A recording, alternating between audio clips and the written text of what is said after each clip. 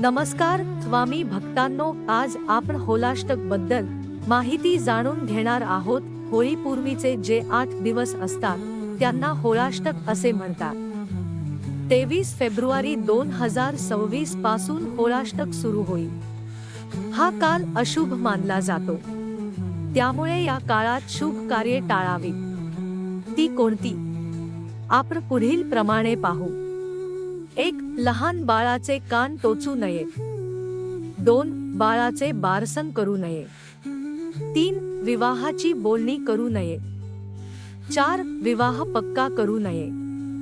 5. विवाहाचा दिनांक निश्चित करू नये. 6. कोणत्याही नवीन कार्याचा शुभारंभ करू नये. 7. नवीन घरात प्रवेश करू नये.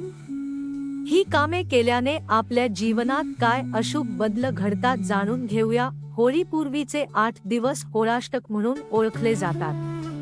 परंपरेनुसार हा काल काहीसा अशुभ मानला जातो, त्यामुळे या दिवसात मोठी किंवा शुभ कामे टाळावीत असे आपल्या धर्मशास्त्रात सांगितले आहे. त्यातच लहान बाळाचे कान टोचणेही टाळावे असे मोठी माणसे सांगतात. कान टोचणे हा एक संस्कार मानला जातो. आपल्या हिंदू संस्कृतीत याला कर्णवेध संस्कार असे म्हणतात. हा 16 संस्कारांपैकी एक महत्त्वाचा संस्कार आहे. बाळाच्या आरोग्यासाठी आणि आयुष्यातील मंगलतेसाठी हा विधी योग्य मुहूर्तावर केला जातो. त्यामुळे हा विधी करताना शुभ दिवस, तिथी आणि नक्षत्र पाहणे आवश्यक मानले जाते. होळाष्टकाच्या काळात ग्रहांची स्थिती अनुकूल नसते असे ज्योतिषशास्त्र सांगते. या दिवसात केलेले शुभ कार्य अपेक्षित फल देत नाही अशी धारणा आहे. बाळाचे कान टोचणे हे केवळ साधे काम नाही, तर त्यात बाळाला थोडा वेदनादायक अनुभव येतो. लहान बाळाची त्वचा नाजूक असते, प्रतिकारशक्तीही कमी असते. जर अशुभ काळात किंवा अयोग्य वेळी कान टोचले तर जखम लवकर भरत नाही, संसर्ग होण्याची शक्यता वाढते असे काही लोक मानतात. यामागे फक्त अंधश्रद्धा नाही, तर एक भावनिक आणि सांस्कृतिक विचार आहे. बाळाचे प्रत्येक कार्य प्रेमाने, शुभ वेळेत आणि आनंदाने व्हावे ही पालकांची इच्छा असते. म्हणूनच अशुभ मानल्या जाणाऱ्या दिवसात बाळावर कोणताही ताण किंवा वेदना देणारा विधी टाळावा असे सांगितले जाते. तसेच होळाष्टकात वातावरणात बदल, ऋतू परिवर्तन आणि काही ठिकाणी उष्णतेची सुरुवात होते. अशा काळात लहान बाळाच्या शरीराला त्रास होऊ नये म्हणूनही हे काम पुढे ढकलले जाते. योग्य मुहूर्त, स्वच्छता, वैद्यकीय काळजी आणि तज्ञ व्यक्तीमार्फतच कान टोचणे योग्य ठरते. आपली परंपरा ही केवळ भीतीवर आधारित नसून अनुभवावर आधारित आहे. पूर्वीच्या काळी वैद्यकीय सुविधा कमी होत्या, त्यामुळे अशा गोष्टी काळजीपूर्वक आणि योग्य वेळी करण्यावर भर दिला गेला. आज विज्ञानाची प्रगती झाली असली तरी अनेक कुटुंबे परंपरेचा सन्मान म्हणून होळाष्टकात कान टोचणे टाळतात. म्हणूनच लहान बाळाचे कान टोचणे हा महत्त्वाचा संस्कार आहे. तो आनंद, शुभ वेळ आणि देवाच्या कृपेने व्हावा अशी भावना ठेवून होळाष्टकात हा विधी टाळावा असे सांगितले जाते. श्रद्धा, परंपरा आणि बाळाचे आरोग्य या तिन्ही गोष्टी लक्षात घेऊन योग्य वेळ निवडणेच अधिक हितावह ठरते. बाळ जन्माला आल्यानंतर कुटुंबातील सर्वात आनंदाचा आणि पवित्र सोहळा म्हणजे बारसन, नामकरण. या दिवशी बाळाला नाव दिले जाते, देवाचे आशीर्वाद घेतले जातात आणि नातेवाईकांच्या उपस्थितीत मंगल वातावरण तयार होते. पण परंपरेनुसार होळीपूर्वीचे 8 दिवस म्हणजेच होळाष्टक या काळात बारसन करणे टाळावे असे सांगितले जाते. यामागील पहिले कारण म्हणजे नामकरणाचा आध्यात्मिक अर्थ. नाव हे फक्त ओळख नसते, तर ते बाळाच्या आयुष्याशी, स्वभावाशी आणि भवितव्याशी जोडलेले मानले जाते. अनेक कुटुंबे नाव ठेवताना राशी, नक्षत्र आणि तिथी पाहतात. होळाष्टक हा काल काहीसा ग्रहदोषयुक्त मानला जातो. त्यामुळे या काळात ठेवलेले नाव बाळासाठी पूर्णपणे शुभ परिणाम देईलच असे मानले जात नाही. म्हणून हा संस्कार शुभ मुहूर्तावरच व्हावा अशी परंपरा आहे. दुसरे कारण म्हणजे कुटुंबातील धार्मिक नियम. होळाष्टकात काही घरी मोठे सणसमारंभ, पूजा किंवा मंगलकार्य केले जात नाही. कारण हा काळ प्रामुख्याने आत्मचिंतन, संयम आणि साधना यासाठी योग्य मानला जातो. अशा वेळी मोठा उत्सव केल्यास परंपरेचा भंग होतो असे काही जण मानतात. त्यामुळे बारसम पुढे ढकलले जाते. तिसरे महत्त्वाचे कारण म्हणजे बाळ आणि आईची प्रकृती. बाळ जन्मल्यानंतर पहिले काही महिने आई आणि बाळ दोघेही शारीरिकदृष्ट्या नाजूक अवस्थेत असतात. होळाष्टकाच्या सुमारास ऋतू बदलत असतो, थंडी संपून उष्णतेची सुरुवात होते. या बदलत्या हवामानात गर्दी, गोंगाट आणि थकवा टाळणे आईबाळासाठी हिताचे मानले जाते. म्हणून काही कुटुंबे या काळात मोठा कार्यक्रम ठेवत नाहीत. चौथे कारण म्हणजे सामाजिक आणि मानसिक वातावरण. बारसम म्हणजे आनंद, गाणे, हसणे आणि मंगल वाचन. परंतु होळाष्टकाचा काळ काही ठिकाणी संयम आणि साधेपणाने घालवण्याची परंपरा आहे. त्यामुळे या दोन गोष्टींचा स्वरूपभेद लक्षात घेऊन बारसम पुढे ढकलले जाते. पाचवे कारण म्हणजे श्रद्धा आणि सातत्य. आपले पूर्वज ज्या नियमांनुसार चालत आले तेच नियम पाळून कुटुंबात एकरूपता आणि परंपरेचा सन्मान राखला जातो. कधी कधी शास्त्रीय कारणांपेक्षा भावनिक आणि सांस्कृतिक कारण अधिक महत्त्वाचे असते. बाळाचे कार्य शुभ काळातच व्हावे ही भावना सर्वात मोठी असते. आजच्या काळात अनेक जण सोयीप्रमाणे कार्यक्रम ठेवतात, पण तरीही बऱ्याच कुटुंबात होळाष्टकात बारसण टाळण्याची प्रथा जपली जाते. कारण हा संस्कार बाळाच्या आयुष्याची पहिली ओळख असतो. तो आनंदाने, मंगल वेळेत आणि देवाच्या कृपेने व्हावा अशीच सर्वांची इच्छा असते. म्हणून श्रद्धा, परंपरा, आईबाळाची काळजी आणि शुभ मुहूर्त या सर्वांचा विचार करून होळाष्टकात बारसण करण्याची परंपरा आजही पाळली जाते. विवाह हा आयुष्यातील अत्यंत महत्त्वाचा आणि पवित्र निर्णय असतो. दोन व्यक्तीच नव्हे तर दोन कुटुंबे एकत्र येण्याचा हा मंगल सोहळा असतो.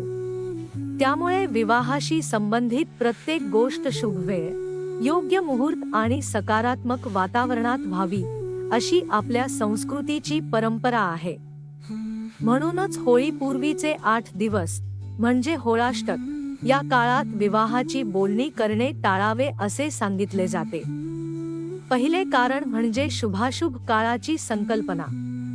होळाष्टक हा काळ परंपरेनुसार अशुभ मानला जातो.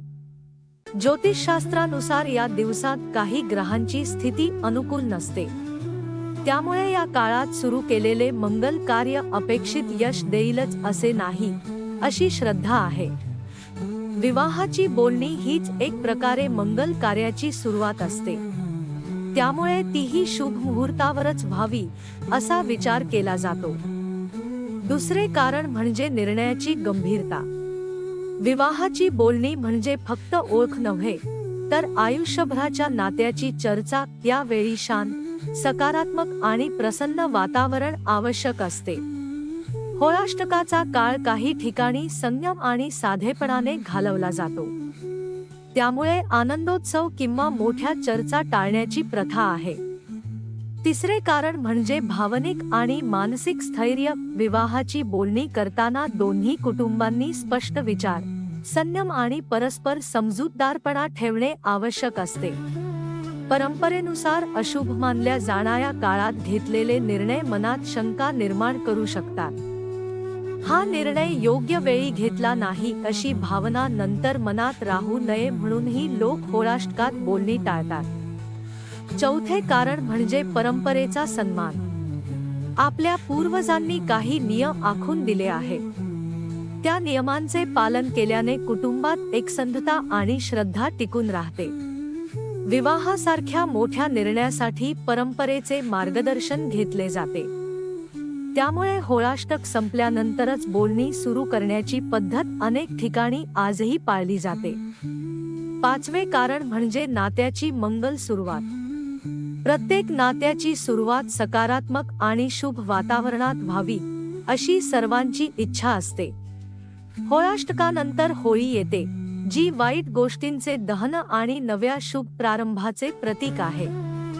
त्यामुळे होळी नंतर विवाहाची बोलणी सुरू करणे अधिक मंगल मानले जाते. आजच्या आधुनिक काळात अनेक जण सोयीप्रमाणे निर्णय घेतात. तरीही अनेक कुटुंबे परंपरेचा आदर म्हणून होळाष्टकात विवाहाची बोलणी टाळतात. कारण विवाह हा केवळ करार नसून तो आयुष्यभराचा विश्वास, प्रेम आणि समजुतीचा पाया असतो. म्हणून श्रद्धा, सकारात्मकता आणि शुभ मुहूर्त यांचा विचार करून होळाष्टकात विवाहाची बोलणी करू नये अशी परंपरा आपल्या समाजात आजही जपली जाते.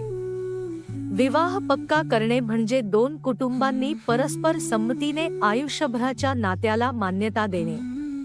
हा क्षण अत्यंत मंगल, आनंददायी आणि जबाबदारीचा असतो. त्यामुळे या निर्णयाची नोंद शुभ वेळेत, देवाच्या साक्षीने आणि सकारात्मक वातावरणात व्हावी अशी परंपरा आहे. म्हणूनच होळीपूर्वीचे 8 दिवस म्हणजे होळाष्टक या काळात विवाह पक्का करणे टाळावे असे सांगितले जाते. पहिले कारण म्हणजे मंगल कार्याची औपचारिक सुरुवात. विवाहाची बोलणी वेगळी आणि विवाह पक्का करणे वेगळे. पक्का करताना अनेक ठिकाणी साखरपुडा, अंगठी समारंभ किंवा कुटुंबियांच्या उपस्थितीत औपचारिक घोषणा केली जाते. हे स्वतःमध्ये एक शुभकार्य मानले जाते. होळाष्टक हा काळ परंपरेनुसार अशुभ समजला जात असल्याने अशा मंगल कार्यांची सुरुवात टाळली जाते. दुसरे कारण म्हणजे ग्रह नक्षत्रांचा विचार. आपल्या संस्कृतीत मोठे निर्णय घेताना मुहूर्त पाहण्याची पद्धत आहे. होळाष्टकात काही ग्रहांची स्थिती अनुकूल नसते अशी धारणा आहे. त्यामुळे या काळात पक्का केलेला संबंध भविष्यात अडचणी निर्माण करू शकतो अशी भीती काही कुटुंबांमध्ये असते. म्हणूनच सुरक्षित आणि शुभ वेळेची वाट पाहिली जाते. तिसरे कारण म्हणजे नात्याचा पाया मजबूत असणे आवश्यक आहे. विवाह पक्का करताना दोन्ही कुटुंबांनी शांतपणे चर्चा करून, अटी शर्ती स्पष्ट करून आणि परस्पर समजूत काढून निर्णय घ्यावा लागतो. होळाष्टकाच्या काळात काही ठिकाणी धार्मिकदृष्ट्या संयम पाळला जातो. मोठे समारंभ किंवा उत्सव टाळले जातात. त्यामुळे अशा गंभीर निर्णयासाठी हा काळ योग्य मानला जात नाही. चौथे कारण म्हणजे नकारात्मक भावना टाळणे. अनेक वेळा जर परंपरेच्या विरुद्ध काही केले तर मनात शंका निर्माण होतात. पुढे एखादी अडचण आली तर होळाष्टकातच पक्का केला म्हणून असे झाले तशी भावना निर्माण होऊ शकते. नात्यात अनावश्यक भीती किंवा दोषारोप टाळण्यासाठी लोक शुभ काळाची निवड करतात. पाचवे कारण म्हणजे होळीचे प्रतिकात्मक महत्त्व. होळी म्हणजे वाईट गोष्टींचे दहन आणि नव्या शुभ सुरुवातीचे प्रतीक. त्यामुळे होळी झाल्यानंतर विवाह पक्का करणे अधिक मंगल मानले जाते.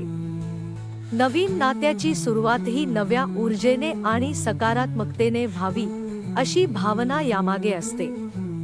आजकाल अनेक जण आधुनिक विचारसरणीनुसार निर्णय घेतात. तरीही अनेक कुटुंबे परंपरेचा आदर राखून होळाष्टकात विवाह पक्का करणे टाळतात. कारण विवाह हा केवळ सामाजिक करार नसून तो दोन जीवांचा आणि दोन कुटुंबांचा पवित्र बंध असतो. म्हणून श्रद्धा, परंपरा आणि नात्याची मंगल सुरुवात लक्षात घेऊन होळाष्टकात विवाह पक्का करू नये अशी परंपरा आजही समाजात जपली जाते. आपल्या संस्कृतीत कोणतेही नवीन कार्य सुरू करताना शुभ दिवस, योग्य मुहूर्त आणि देवाचे आशीर्वाद घेण्याची परंपरा आहे. कारण प्रत्येक नवीन सुरुवात ही आयुष्यातील एक महत्त्वाचा टप्पा असतो. म्हणूनच होळीपूर्वीचे 8 दिवस म्हणजे होळाष्टक या काळात कोणत्याही नवीन कार्याचा शुभारंभ करू नये असे सांगितले जाते. पहिले कारण म्हणजे शुभाशुभ काळावरील श्रद्धा. परंपरेनुसार होळाष्टक हा काहीसा अशुभ काळ मानला जातो. या दिवसात ग्रहांची स्थिती अनुकूल नसते अशी ज्योतिषशास्त्रीय धारणा आहे. त्यामुळे या काळात सुरू केलेले कार्य अडथळ्यांनी भरलेले असू शकते असे मानले जाते. नवीन व्यवसाय, घर खरेदी, नवीन नोकरीची सुरुवात किंवा कोणतीही मोठी गुंतवणूक अशा गोष्टींसाठी लोक शुभ मुहूर्ताची वाट पाहतात. दुसरे कारण म्हणजे मानसिक तयारी आणि सकारात्मक ऊर्जा. नवीन कार्य सुरू करताना मनात उत्साह, आत्मविश्वास आणि आनंद असणे गरजेचे असते. होळाष्टकाचा काळ काही ठिकाणी साधेपणा, संयम आणि धार्मिक चिंतनासाठी राखला जातो. त्यामुळे मोठ्या उत्सवाचा किंवा जल्लोषाचा भाग कमी असतो. अशा वेळी नव्या कार्याची धामधूम योग्य वाटत नाही अशी भावना असते. तिसरे कारण म्हणजे होळीचे प्रतिकात्मक महत्त्व. होळी हा सण वाईट गोष्टींच्या अंताचे आणि नव्या शुभ प्रारंभाचे प्रतीक आहे. होळीच्या अग्नीमध्ये नकारात्मकता जळून जाते आणि दुसऱ्या दिवशी रंगपंचमीने आनंदाचा संदेश दिला जातो. त्यामुळे अनेक जण होळी झाल्यानंतरच नवीन काम सुरू करणे अधिक मंगल मानतात. म्हणजे नव्या कार्याची सुरुवात ही स्वच्छ, सकारात्मक आणि पवित्र वातावरणात व्हावी. चौथे कारण म्हणजे परंपरेचे सातत्य आणि सामाजिक एकरूपता. कुटुंबातील मोठी माणसे ज्या नियमांचे पालन करत आली आहेत तेच नियम पुढील पिढीनेही पाळावेत अशी अपेक्षा असते. त्यामुळे घरात किंवा समाजात एकसंधता टिकते. जर एखाद्याने या काळात नवीन कार्य सुरू केले तर काहींना ते परंपरेविरुद्ध वाटू शकते. म्हणून सर्वांचा सन्मान राखण्यासाठीही हा नियम पाळला जातो. पाचवे कारण म्हणजे अनावश्यक भीती टाळणे. जर होळाष्टकात सुरू केलेल्या कामात काही अडचणी आल्या तर मनात शंका निर्माण होऊ शकते की अशुभ काळात सुरुवात केली म्हणून असे झाले. ही भावना कामावर परिणाम करू शकते. म्हणून मानसिक समाधानासाठी ही शुभ वेळेची निवड केली जाते. आजच्या आधुनिक युगात अनेक जण सोयीप्रमाणे आणि नियोजनानुसार कार्य सुरू करतात. तरीही अनेक कुटुंबे परंपरेचा आदर राखून होळाष्टकात नवीन कार्याचा शुभारंभ टाळतात. कारण नवीन सुरुवात ही आनंद, श्रद्धा आणि सकारात्मकतेने व्हावी अशी सर्वांची इच्छा असते. म्हणून श्रद्धा, परंपरा, मानसिक समाधान आणि मंगल सुरुवातीची भावना लक्षात घेऊन होळाष्टकात कोणतेही नवीन कार्य सुरू करू नये अशी परंपरा आजही समाजात जपली जाते. नवीन घरात प्रवेश करणे म्हणजे प्रत्येक कुटुंबासाठी एक स्वप्नपूर्तीचा आणि अत्यंत मंगल क्षण असतो. घर हे केवळ भिंती आणि छप्पर नसते, तर ते कुटुंबाच्या आनंद, सुरक्षितता आणि भविष्याचे प्रतीक असते. म्हणूनच गृहप्रवेश हा विधी शुभ मुहूर्तावर, देवाच्या आशीर्वादाने आणि मंगल वातावरणात करण्याची परंपरा आहे. त्यामुळे होळीपूर्वीचे 8 दिवस म्हणजे होळाष्टक या काळात नवीन घरात प्रवेश करू नये असे सांगितले जाते. पहिले कारण म्हणजे गृहप्रवेश हा धार्मिक विधी आहे. नवीन घरात राहायला जाण्यापूर्वी वास्तुशांती, हवन, पूजा यांसारखे विधी केले जातात. हे सर्व मंगलकार्य मानले जाते. होळाष्टक हा काळ परंपरेनुसार अशुभ मानला जात असल्याने या दिवसात असे शुभ विधी टाळले जातात. कारण घरात प्रवेश करताना सकारात्मक ऊर्जा आणि शांत वातावरण असावे अशी भावना असते. दुसरे कारण म्हणजे वास्तू आणि ग्रहांचा विचार.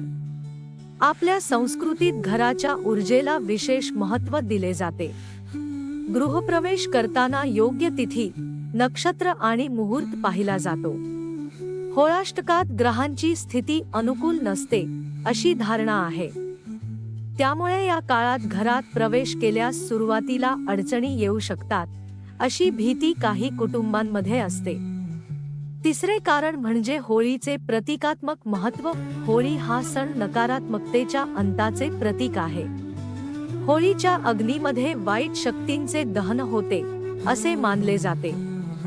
त्यामुळे होळी झाल्यानंतर घरात प्रवेश करणे म्हणजे नव्या सुरुवातीला शुद्ध आणि पवित्र वातावरण मिळणे अशी श्रद्धा आहे.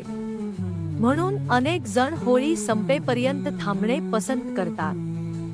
चौथे कारण म्हणजे मानसिक समाधान आणि श्रद्धा. घरात प्रवेश करताना प्रत्येकाला आनंद, आत्मविश्वास आणि सुरक्षिततेची भावना हवी असते. जर परंपरेविरुद्ध जाऊन होळाष्टकात गृहप्रवेश केला तर मनात शंका राहू शकते. पुढे एखादी अडचण आली तर अशुभ काळात प्रवेश केला म्हणून असे झाले अशी भावना निर्माण होऊ शकते. मानसिक शांततेसाठी शुभ वेळ निवडली जाते. पाचवे कारण म्हणजे कुटुंबातील परंपरेचा आदर. आपल्या मोठ्यांनी ज्या नियमांचे पालन केले त्यांचा सन्मान राखणे हे अनेकांना महत्त्वाचे वाटते. गृहप्रवेश हा आयुष्यातील एकदाच होणारा खास क्षण असतो, त्यामुळे तो योग्य वेळी आणि सर्वांच्या संमतीने व्हावा अशी अपेक्षा असते. आजच्या काळात काही जण सोयीप्रमाणे निर्णय घेतात, पण तरीही अनेक कुटुंबे होळाष्टकात गृहप्रवेश टाळण्याची परंपरा पाळतात. कारण घर ही आयुष्यभराची गुंतवणूक आणि सुखाचे केंद्र असते. म्हणून श्रद्धा, परंपरा, सकारात्मक ऊर्जा आणि मानसिक समाधान या सर्व गोष्टी लक्षात घेऊन होळाष्टकात नवीन घरात प्रवेश करू नये अशी प्रथा आजही समाजात जपली जाते. म्हणूनच होळाष्टक हा काळ संयम, श्रद्धा आणि प्रतीक्षेचा मानला जातो. नवीन घरात प्रवेश करणे हा आयुष्यातील अतिशय मंगल आणि आनंददायी क्षण असतो. तो क्षण घाईत किंवा अशुभ मानल्या जाणाऱ्या काळात न करता योग्य मुहूर्तावर आणि देवाच्या आशीर्वादाने करावा अशी आपल्या संस्कृतीची शिकवण आहे. होळी म्हणजे नकारात्मकतेचे दहन आणि नव्या सुरुवातीचे प्रतीक. त्यामुळे होळी नंतर गृहप्रवेश केल्यास तो अधिक शुभ, मंगल आणि सकारात्मक ऊर्जेने परिपूर्ण मानला जातो. श्रद्धा, परंपरा आणि मानसिक समाधान या तिन्ही गोष्टी जपण्यासाठी होळाष्टकात नवीन घरात प्रवेश टाळावा अशी प्रथा आजही अनेक कुटुंबे प्रेमाने पाळतात. शेवटी कोणताही निर्णय घेताना श्रद्धा आणि समजूतदारपणा दोन्ही आवश्यक आहेत. शुभ काळाची वाट पाहून केलेली सुरुवात मनाला समाधान आणि आयुष्यात स्थैर्य देणारी ठरते.